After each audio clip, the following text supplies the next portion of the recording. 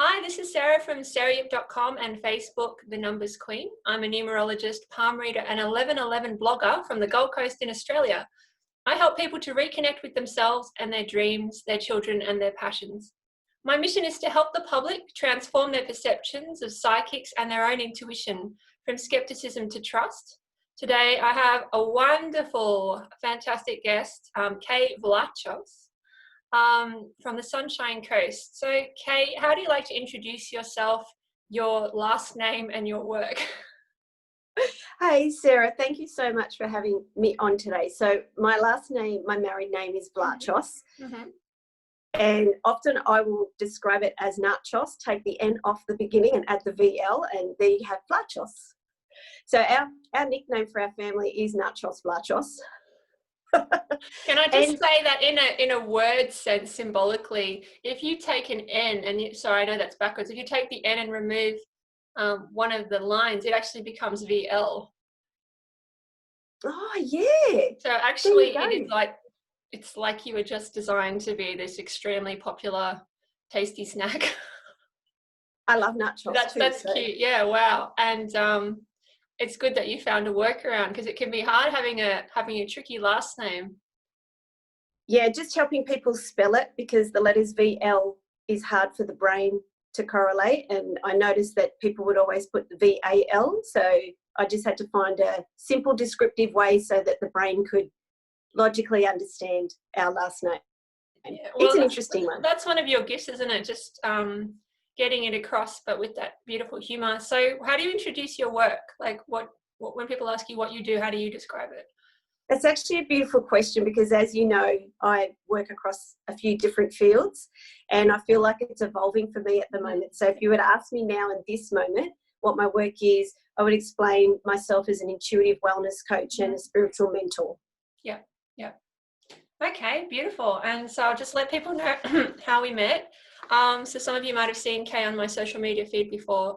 Kaye's actually been around for a while, and I think we met a few years ago when you came to one of my workshops and you gave me a bit of a kick up the ass about why don't I teach a little bit more advanced numerology. And I'm only really just getting to that now, having set up my Patreon. So you're definitely ahead of the game. So I know that you also love numerology, obviously. So how do you use numerology, and what do you find beneficial about it, Kaye? That's actually a really great question, Sarah, because I first got into numerology because I too love numbers, bit of a maths person, and just the fact that numbers could be related to energy, I found really, really interesting. And so when I actually read Michelle Buchanan's numerology book when that came out, and I just saw the link between myself and my personality traits, and then going through my family members, seeing just how on point it was. And it also helped me as a mum to form my parenting approach, because I saw the qualities in my children that sometimes we as parents want to stamp out because we think we know better. And it really just helped me understand that my children are the way they are, my partner is the way he is. It's not my job to change in any way. So that's a really big turning point for me, because I think I'm very much, how would I describe myself? I'm very much purposeful with the way that I mother, you know, in my marriage and everything like that. And it just helped me kind of take it back a notch and just go with the flow. Yeah. So, and I'm into patterns, and you'll love this morning as I was driving to school to drop my girls off, I had a 777 license plate in front of me, and then on the way back I had a 333. And I was like, of course I would be seeing number patterns before I talk to Sarah. Yeah, there's a lot of advance notice of that kind of thing. It's super interesting. Well, I can share a little story, and we both know Michelle Buchanan. I've had a reading with her, and when I first started at Mind Body Spirit Festival as a palm reader, I walked out at my lunch break completely overwhelmed because I still have my day job, and it was really I was just putting my foot in the water, and there was this beautiful lady. I remember she had this beautiful hair and this big smile, and we started talking, and she said she did numerology, and I had no idea what that was. Like, that was like probably the first time I heard the word, and I looked her up later, and it was Michelle. And later on, I found out she's an 11. And yeah, she's one of the books mentioned in my book list. I've got a recommended numerology book list. So that's really cool that you saw her stuff. And I did have a bit of a chuckle when you said you like patterns because of the painting behind you. Yeah. Kind of like a giveaway. Yeah. Kind of like me saying I like trees. My son's called Forest, and this is my backdrop. It just goes to show how much we do that. Like, I would never have picked that up, right? Are you serious? Like, no, until you pointed it out. And I was like, that's so true. Yeah, I love patterns in all forms, in behavior. Like, I'm really into human psychology and observing. Yep. So, yeah, patterns everywhere. Makes a lot of sense. And people who like numbers like to have influence. I was actually thinking, because I'm about to prepare a video on spiritual power of money and the numerology of abundance and all that, which we're going to talk about soon. And I was thinking how like that fear of money is that fear of frequency, because money gives you this frequency where literally instead of energy, which is more like head based and I have to effort everything and trade my time all the time, frequency is where you literally just have this flow.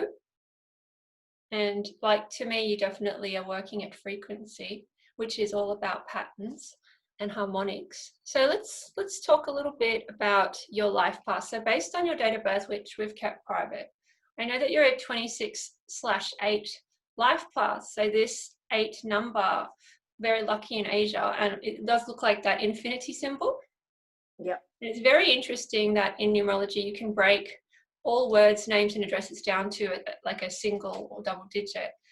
And words with an 8 vibration include all the big stuff like God, karma, faith, hope, commitment, eternity, happiness, medicine, work, pain, gain, hard and work actually. So, it's all the big stuff. And I mean, generally with the 8 energy, I make a bit of a joke that if you've got an 8 in front of you, you can't win. And if you've got an 8 behind you, you can't lose. Because it's basically that power of God or the power of the greater good. And so essentially you're born with a lot of energy, which you're learning how to manage sustainably and wisely without zapping everyone. Yeah, that's what my mum said when I was young, like I was just full on. I have a mum who's an 8, and I've certainly know heaps of them, and my new married name is an 8, and I've noticed a distinct rise in especially my physical energy. Like 8s tend to be quite present, even in the Power of Now, that book, that the now is in the center of the 8, that 0 point. 8s bring a very intense presence and consciousness when they're really on their path.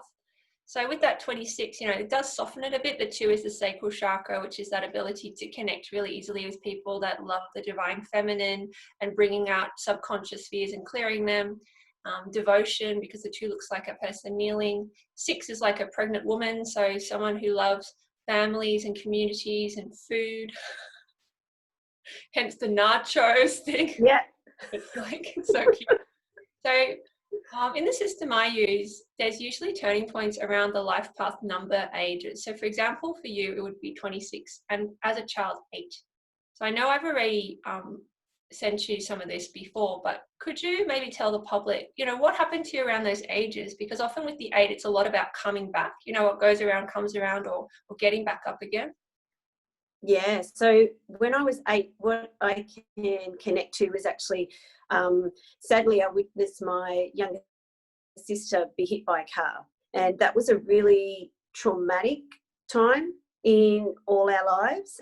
She nearly lost her leg, and fortunately, she's come good and she's lived an amazing life. Her leg is still damaged, but she's been able to do everything just as you and I can do, and played sport and everything.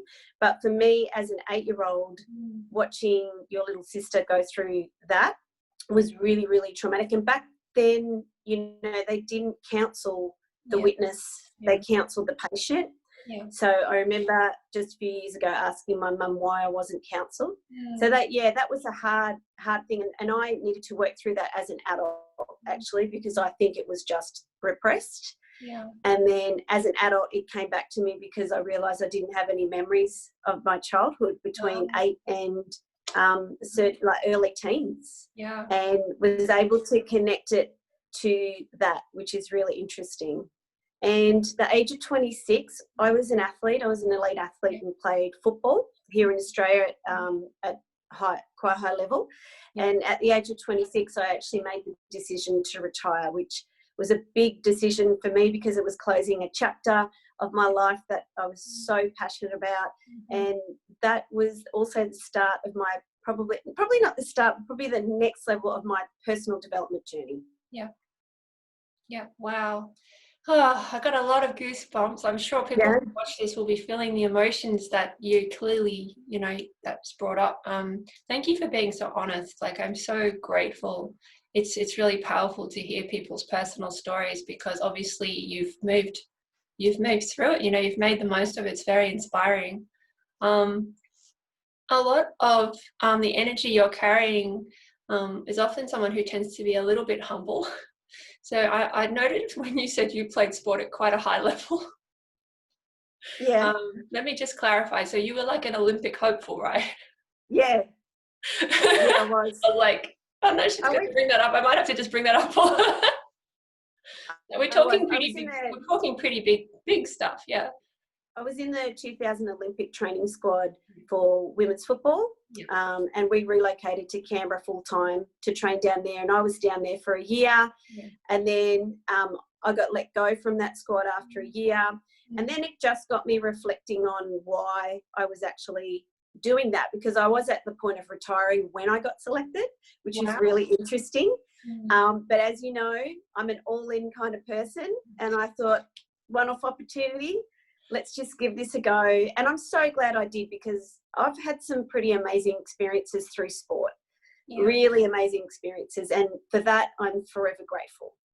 It's interesting. Our Lifepath number is often the point in the journey where we tend to give up and need a lot of support this lifetime, and therefore where we often do a lot of teaching. And the 80% mark, it's like the Pareto principle. The first 80% of results come from 20% of the effort, but the last 20% comes from 80% of the effort. And you being the 8, you reach out to people just as they're about to give up, but also just as if they're about to get the good stuff. And for you, to be able to even say, you went to Canberra, which by the way is an 8 city, but to be able to say you did that, it's certainly pretty amazing. Yeah, and actually my path through sport is how I link, how I started to learn about manifesting. Yeah. Because so much of what I did in sport, I use now in my life. But we can talk about that a little bit later, I reckon. Yeah, well, we're going to be talking about that shortly, and it's always good to have people on who have pushed themselves. I feel like, whatever area of your life, if you go deeply enough, you find this awakening. It's just just really being fully in it. That's when we get the breakthroughs. So what do you see, Kaye, as the link between fitness, running a business or busyness, and manifesting abundance? Because I've often made jokes that when I work with people who are highly responsible, that the two things they talk to me about, one is that meditation or quiet time, so that they have that inner confidence to stay really clear and at the top. But also they always talk about exercise. It's very rare for me that I would be working with someone who wasn't looking after their body when they're sort of got that amount of people relying on them. So what do you see as the link between fitness and running a business? I think everything starts with self, and everything starts with tuning into your needs and connecting with your own desires, and then being able to make them into reality in your life. And for me, having played sport made me feel so good in myself. And I think, we're looking at mind, body, soul connection.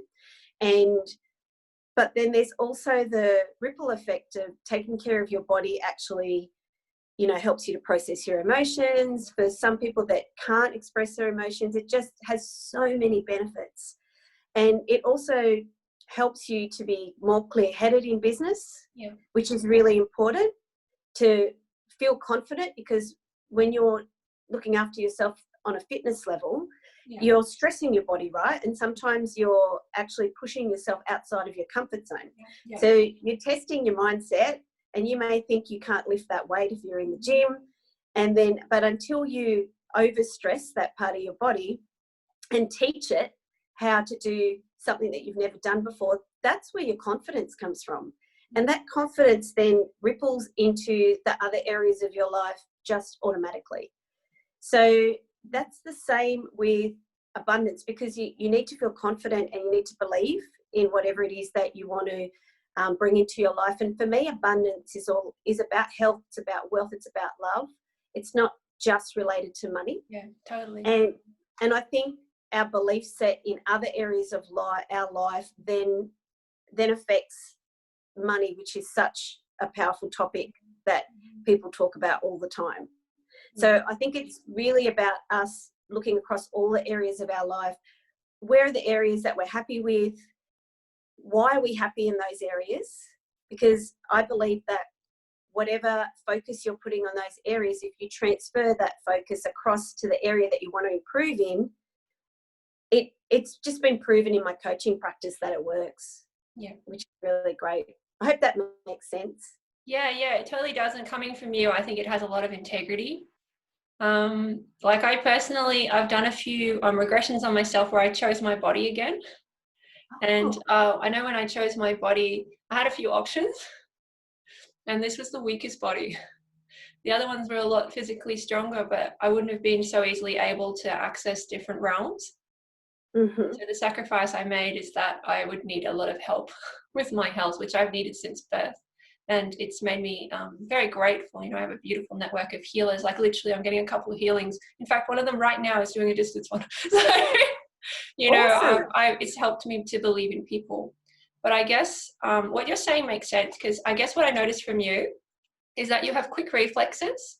You're decisive, you're very efficient, and it's almost like, when they talk, they talk about when someone uses too many words, it's like they're full of hot air.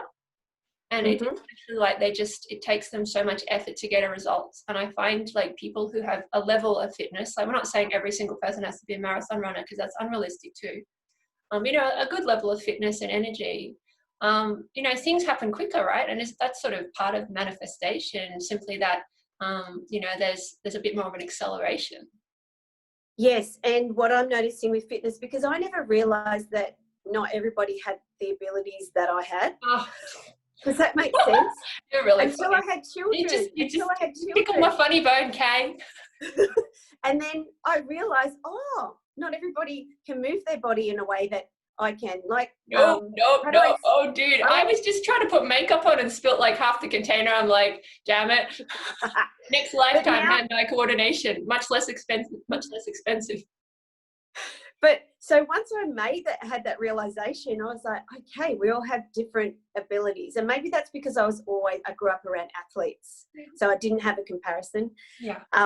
But what I have noticed now, I have a totally different focus on fitness now. For me, fitness is linked to my intuition. Yeah. Like I know that so this morning I went for a walk. I know that when I move my body, that it's healing for me, that it opens up my intuitive channel. I'll often sit down after I exercise. So a combination of things for me: exercise plus meditation plus food. Yeah. We just food. all the my favorite things. Yeah. And like a good night's sleep for me just creates this amazing platform for the magic to come through.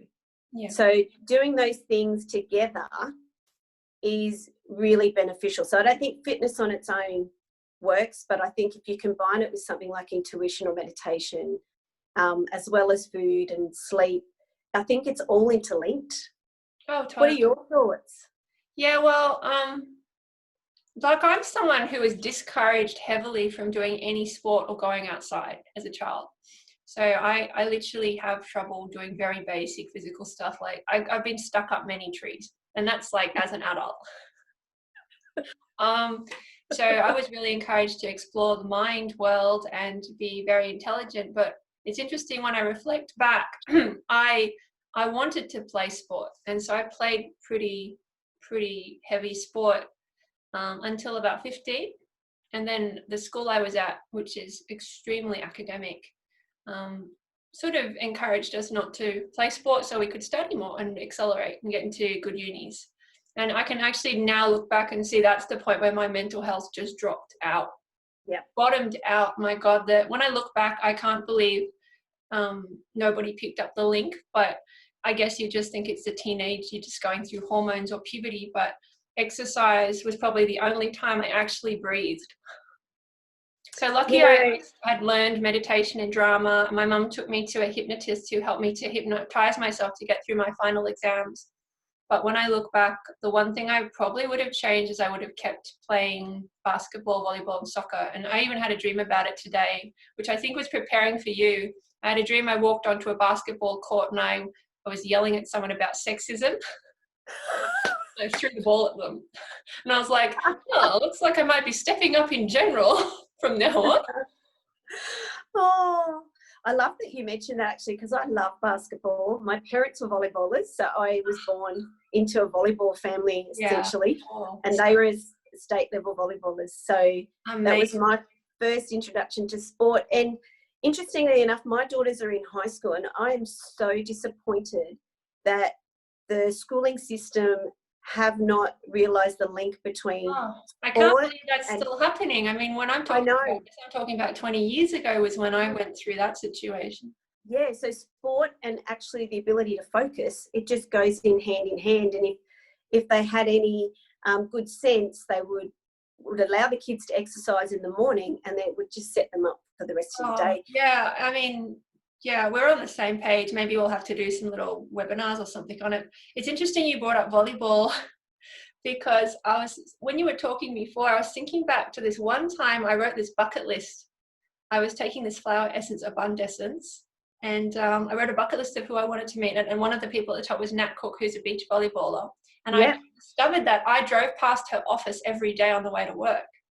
Wow. So I literally just emailed her and I ended up in her office, and that blog's on my site. But after meeting her, I had this incredible urge to get fit. Mm-hmm. And she never actually said it, but she just was it. Yes. And I just had this burning desire to be at my peak fitness and to not let anything stop me. And I literally just needed to be around people who valued it. Yes. I definitely feel that from you too, like not to take away from your interview, but that's one of the last times I felt that. I mean, I don't often meet someone who's experienced the potential of their physical body, especially you would know, the industry I'm in, there's a lot of talking. Yeah. And I think sometimes physical fitness, it's almost seen occasionally, as a bit like 3D. Like, eating and all that. Oh, I don't need to eat. And, I can just like trance. And, occasionally I run into that and I'm just like, oh. Maybe for some people it's okay, but I think for the bulk of us, it's really important to have balance, as you've kind of mentioned. Yeah, and I find that different seasons, my body requires different type of exercise. So now in winter, I actually slow down and do a lot more low impact stuff. I really just want to do slow movement. And I'm actually a power athlete. So come summer, you'll find me on the beach doing beach sprints. I still play OzTag with my girls and my husband, which has been a really good thing for me. But then come into winter, I'm just not interested in going outside and playing team sport. I just want to be at home. So I do a lot of walking, and I'm in the gym. Well, now that the gyms are open, my 15-year-old and I, that's our bonding experience. We go in the gym together. So I think just listen to what your body needs. And I think a lot of us, we're listening to what society tells us we need to do. And I think the next level is to go, what is it that I want to do that's going to make me happy, and do something that excites you and, brings you joy. Yeah, I really agree. And like another thing I can pick up from you, people who regularly use their body obviously have a very good relationship with their body, which is the source of our intuition and our heart-centeredness. Yep. But also, I just find people who they do that exercise, whatever it looks like, they pivot quicker, I find like there's less procrastination. There's like a faster physical and spiritual digestion of whatever's in front of you. Like, I definitely find I deal with confrontations much better these days. I've been doing weights training for about 6 to 9 months. And I'm one of those people, I go in the gym and I can only carry the bar. Yeah, that's my But daughter.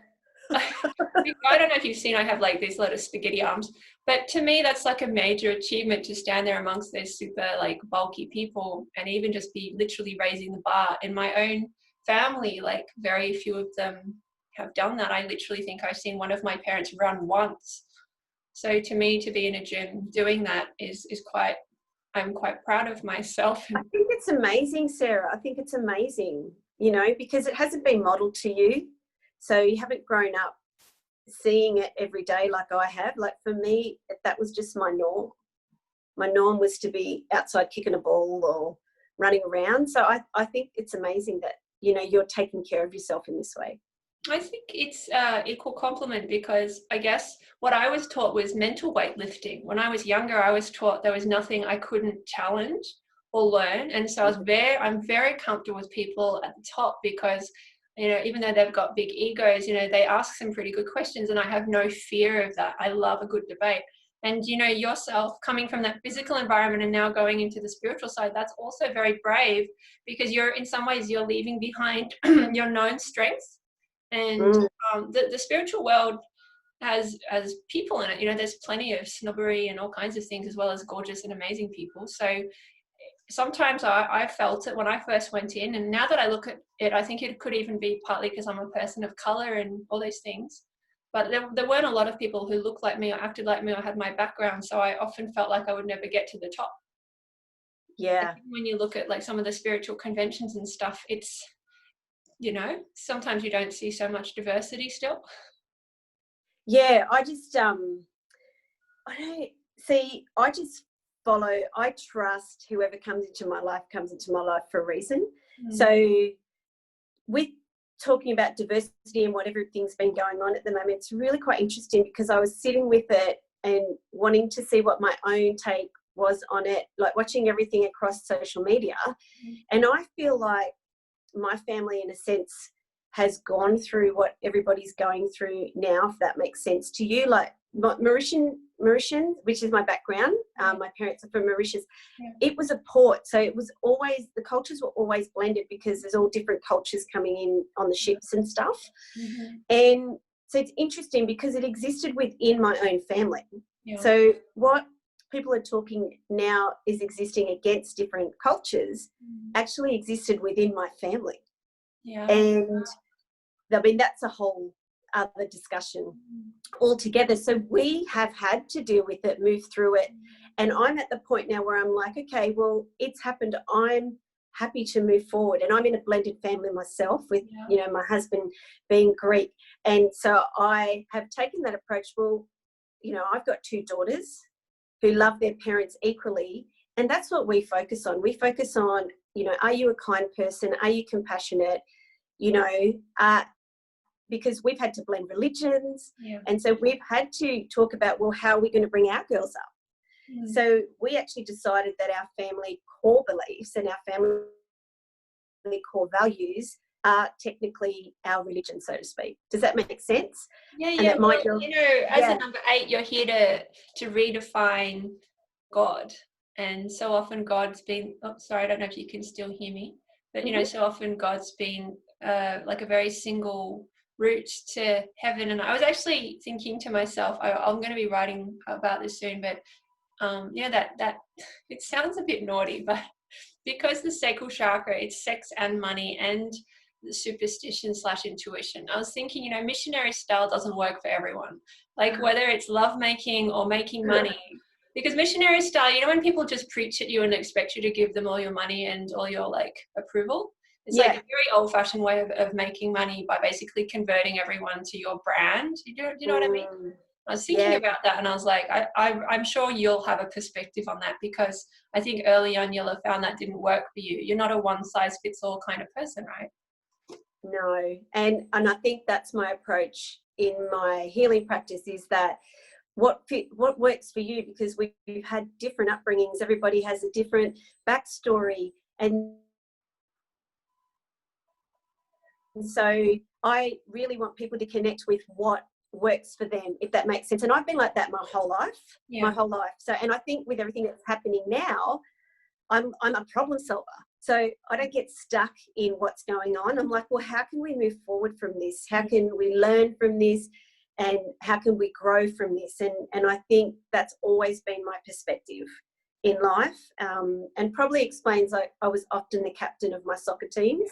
Yeah. Because I'm a big picture person. And not a lot of people can keep up with that, I've realised. I can understand their pain. Yeah. So often my husband will just say to me, my husband will just go, I just can't see it. I'm just not there. And so it's taught me to meet people where they're at, if that makes sense. Yeah. Well, you've got a beautiful ability to notice and observe, and to me that's a real element of human compassion. We're starting to wind up. I really just had a couple more questions, if it's okay. So we were sort of touching on it, but many people are frightened of money. It's almost like they're allergic to money, which is a bit of a challenge, especially like you yourself are now going into energy healing. I mean, it's kind of setting up a vicious cycle, isn't it? Because it requires money to sort of restore your energy, especially as a healer. There's things you need to purchase or invest in. So what would you say to people who are afraid of money or scared of money? Yeah, well, I think for me, and I can only speak from my own experience, everything is energy, including money.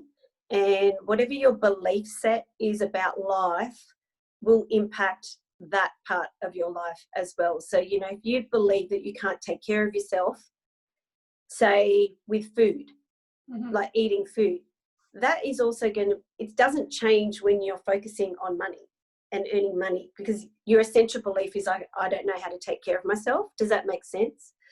And for me, it's about, you know, knowledge, education. Like, there's so much information out there, and literally we have people who walk you through what to do. Like, I love the Barefoot Investor.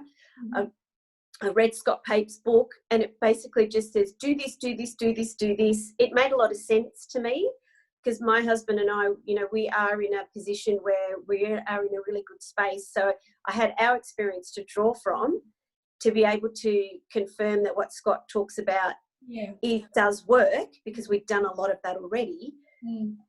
So just be open-minded about it and believe that you can attract money into your life. And that, I mean, that's all about your energy. It comes back to your energy, and it links back to fitness and taking care of yourself. Like, it's all interlinked. So I think whatever you focus on grows. So if you're not feeling good about money in your life, perhaps make that your focus, perhaps start educating yourself, and perhaps start doing the small steps. Like, we talk to our children about money. I actually wasn't educated about money with my parents. My husband educated me. I'm really, really grateful for that. That's really grateful. What life path is your husband? A 29/11. Yeah, like me. Well, that's interesting, because obviously, you know, 11 reduces to a 2, 2 plus 8 is 1. So you both help each other at that root chakra level to, you know, to really stand up for yourself, find independence, and to start a lot of new directions. And then the difference being the 6. So slight differences maybe in the use of the third eye, you know, one person being more into psychic stuff, one person might be more skeptical. And very interesting. Yeah, so for me, money has come into my life through partnership with Charles, which is really interesting, because I always thought it had to come in through me, but I noticed that it can come in through other connections. So I'm having a lot of fun, because my husband works in our family business, which is flooring business, and I'm having so much fun manifesting and taking what I know into that space, talking to our team about it. First, they thought I was very woo. Your internet's cutting out a bit. Then, can you just tell me, did you say a flooring business? Yes. Yeah, that's interesting, because that base chakra, it's that floral foundation level. It's quite funny getting people off to a good start so they don't slip over. Yeah. Okay. Don't slip up. Beautiful thing is, Sarah, for my husband, who was a skeptic, he's named his business S2S Floors to tie in with the brand of Soul to Soul Wellness. Oh, that's too cute. That's so cute. It makes me all gooey. Well, as you know, I highly approve of a fellow 11. A little bit biased there. Okay, well, is there anything else you'd like to share? I know you've just opened up your energy. You've just set up an energy space in the last week. I have. So that kind of has found me, as things often do. And so I've set up a healing room here in my home on the Sunshine Coast, and I'm offering in-person healings as well as distance healings. Yeah. So if anybody watching is interested in that, reach out to me. You can find me on Instagram. You can find me on Facebook at Kaye Vlachos, Soul to Soul Wellness, and I'll give you those details because it's not easy to remember the spelling. And it is when you deconstruct the N and make it bigger. Now that I think about it, I'm like, I'll always remember it. And I have a blog as well and a podcast show called Soul to Soul Wellness, and my website is soultosoulwellness.com.au. So I'm really passionate about creating information that is going to help inspire, motivate and empower people. And so that is the space that my blog and my podcast show takes up, and my interviews on YouTube. I love it. And if you've been following me, you'll see that Sarah and I did an Instagram chat together, and I actually would love to interview you too for my podcast show, so we have something up there permanently. Yeah, that was funny how it was, it's only up for like a day, isn't it? I wasn't able to capture all of it. I think I just got half, but that was okay because I had a feeling we would be doing some more sort of set things, so it's okay. It just got things moving. And I think it was after that I got my YouTube back up and running, actually. Instagram have changed it now. It stays on now. It becomes part of IGTV. So maybe they just realised that everyone was doing stories and it needed to become permanent. Yeah, I always felt that was a little bit of an oversight because people put a lot of love and care into interviews, and to lose them within a day, it doesn't make any sense. And I just have to laugh, by the way, I know we're winding up, but you talked about how when you read the Barefoot Investor, it made a lot of sense. And, like money sense. Yeah, there you go. And I often find with the languaging, there's a lot we can do to have more positive money language, because money is a language that you can learn, and it's a culture that you can take on, even though you may feel like you are an alien to begin with. And, they talk about a woman not flaunting her assets, not taking the credit, women being afraid of change. And these are all like anti-money beliefs. So there's a lot we can do around our wording, to start. I agree with you, because even my parents coming across to Australia as immigrants, the abundance that is available to us today is far beyond what they dreamed of for themselves. And I remember when I was talking to my mum about how proud I am of what we've built as a family together, and I remember her saying to me, I would have been happy with a certain amount. Anything above that is being greedy. So isn't that interesting? And I remember sitting with that and thinking, I'm really proud of where we're at. So just understanding where your conditioning comes from, and if you want to change that and transform your mindset, then you can. Yeah, it's definitely the decade and the year for it. And I have to say, because I came from a background where I had an eating disorder and there was an obsession with figures, like with my grades, with my weight, all this kind of thing, I think it's just been a very effective censorship of women that they shouldn't be too greedy. I mean, it's very rare you'll hear a man say, I should stop, I'll be too successful. I might help too many people, that might upset some people, that might upset my family. And it's just really fun actually these days to kind of pick up it and go, wow, that's pretty old fashioned, that doesn't suit you anymore. You can take your hair out of curls now. I actually learned a lot through my husband and watching him being an entrepreneur and seeing the aspects of me that I needed to work on, and the aspects of him where he was totally confident. And I haven't always been confident with money, and he just had this self-worth level that was just up there, did not question himself, would never drop his DAX for anyone. Really listen to you funny lady. You've got a way of putting it. There's a lot about money and sexuality. I'll be covering that in a call actually, like in the next hour or so, and I'm sure we can talk about it maybe in a more deeper interview. But there's no question that the money conversation is in some ways like a feminist conversation and a healing conversation. And the sooner people get that, the more that they'll have their sense of humor and power back. Because when you look at the wording, it's just so obvious, this obsession with figures, you know, how much money you make, being a size 0, how many zeros are in your bank account.